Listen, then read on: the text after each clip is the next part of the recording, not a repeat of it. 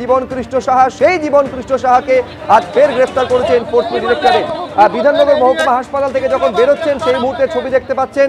ব্যাংশাল কোর্টে তাকে আজকে যে কোনো মূল্যে পেশ করবে এনফোর্সমেন্ট ডিরেক্টরেট এবং সূত্রের খবর নিজেদের হেফাজতে তাকে চাইতে পারে ইডি। 3 প্রতিনিধি সরাসরি আমাদের সঙ্গে রয়েছেন, আবির দত্ত রয়েছেন, পার্থপ্রতিম ঘোষ রয়েছেন। কিন্তু আমি শুরুতে একবার আবিরের কাছে এই কারণে যাব। আবির, একাধিক প্রশ্ন তুমি করেছিলে, জীবন কৃষ্ণ সাহাকে ফোন ফেলে দিয়েছিলেন কিনা, তিনি পালানোর চেষ্টা করেছিলেন কিনা, সবেতেই না বলছেন। এখনো দেখছি সম্ভবত কোর্টের উদ্দেশ্যে নিয়ে যাওয়া হচ্ছে, ঠিক কোন জায়গায় রয়েছে তুমি?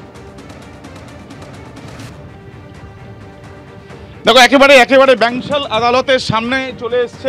সরাসরি ছবিটা দেখাতে বলবো দীপেন্দু চক্রবর্তীকে। ব্যাংশাল আদালতের একেবারে সামনেই চলে এসছে জীবন কৃষ্ণ সাহাকে নিয়ে এই এনফোর্সমেন্ট ডিরেক্টরেটের টিম। এবং আমরা জানি এর আগে সিবিআই যখন তাকে গ্রেপ্তার করতে গেছিল তখন কিন্তু তাকে গ্রেপ্তার করতে গিয়ে যেটা সামনে এসেছিল বা উঠে এসলো যে মোবাইল ফোন তিনি ছুঁড়ে মেরেছিলেন। এবং এই ক্ষেত্রে দেখা গিয়েছে যে নর্দমায় মোবাইল ফোন ফেলে দিয়েছেন, সেই বিষয় সামনে এসছে। এবং এই বিষয় যখন তাকে একাধিক প্রশ্ন করা হয় তখন তিনি কিন্তু সম্পূর্ণভাবে অস্বীকার করেছেন। শুধু তাই নয়, পালানোর চেষ্টা করেছিলেন কিনা, কারণ বেশ কিছু ছবি ইতিমধ্যে সামনে এসেছে যেখানে দেখা যাচ্ছে যে সারা গায়ে বা তার যে টি শার্টে সম্পূর্ণভাবে কাদা লেগে রয়েছে। এবং সেই ক্ষেত্রেও তিনি অস্বীকার করছেন। তাকে এনফোর্সমেন্ট ডিরেক্টরেটের আধিকারিকেরা ঠিক এই যে কনভয়, সেই কনভয়ের ঠিক পেছনে তাকে কিন্তু বসিয়েছেন। বলতে বলতে একেবারে ব্যাংশাল আদালতের সামনে সরাসরি তুমি দেখছো যে আজকে মেডিকেল পরীক্ষার পর ব্যাংশাল আদালতে নিয়ে আসা হলো জীবন কৃষ্ণ সাহাকে। এবং তাকে এই যে এখানে নিয়ে আসার পেছনে কারণ আজকে আদালতে পেশ করে হেফাজতে চাইতে পারেন বা হেফাজতে চাইবেন, যেটা এখনো পর্যন্ত খবর ইডি সূত্রে।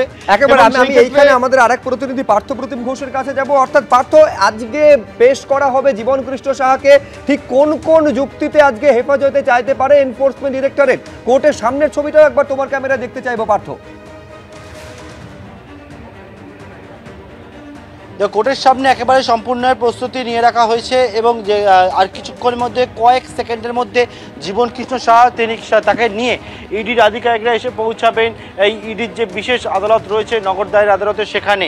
এবং সেক্ষেত্রে যে বিষয় দেখতে পাচ্ছ যে কলকাতা পুলিশের যারা এখানে নিরাপত্তার দায়িত্বে রয়েছেন তারা একেবারে এখানে প্রস্তুতি নিয়ে রেখেছে এবং বিভিন্ন জায়গায় গার্ডওয়াল, ব্যারিকেড সেই সবটা করা রয়েছে। এবং এক্ষেত্রে কিন্তু একেবারে জীবন কৃষ্ণ সাহাকে নিয়ে ইডির আধিকারিকরা মাত্র কয়েক সেকেন্ডের মধ্যে এসে পৌঁছাবেন এই ব্যাংশাল আদালতে, যে ইডির বিশেষ আদালত রয়েছে। আজকে তার ক্ষেত্রে যে গুরুত্বপূর্ণ বিষয়গুলো ইডির তরফ থেকে তুলে ধরা হবে বলে আমরা জানতে পারছি। কারণ শুধুমাত্র জীবন কৃষ্ণ সাহার বাড়িতেই নয়, একেবারে জীবন কৃষ্ণ সাহার বিভিন্ন আত্মীয়ের বাড়িতেও ইডি তল্লাশি করেছে। এবং সেক্ষেত্রে যে বিষয়টা বলা হয়েছে যে নিয়োগ দুর্নীতি, যে বিপুল টাকা, সেই টাকা। আমি একবার পার্থ, তুমি আমাদের সঙ্গে থাকো। আমি এইখানে দর্শকদের দেখাতে চাইবো, যখন বিধাননগর মহকুমা হাসপাতাল থেকে বের করা হচ্ছে আমাদের প্রতিনিধি এই প্রশ্নই করেছিলেন, তিনি পালাতে চেষ্টা করেছিলেন কিনা, তিনি ফোন ছুঁড়ে ফেলে দিয়েছিলেন কিনা। কি বলেছেন বড়োয়ার বিধায়ক, দেখুন। আপনি মোবাইল ছুঁড়েছিলেন? মোবাইল ছুঁড়েননি, আপনি নিজে পালানোর চেষ্টা করেছিলেন। দেখুন, দুটো প্রশ্নতেই কিন্তু তিনি যেটা জানাচ্ছেন যে তিনি মোবাইল ছোঁড়েননি। আপনার গায়ে কাদা ছিল, আপনি কি কোনোভাবে পালানোর চেষ্টা করছেন? আপনি বলবেন, শোনা যাচ্ছে না কিছুই। উনি কিছু এক্সপ্রেশন করার চেষ্টা করছেন, একটু দেখাই যাচ্ছে যে যেটা বারবার করে আমরা বলছিলাম যে তিনি কিন্তু দাবি করছেন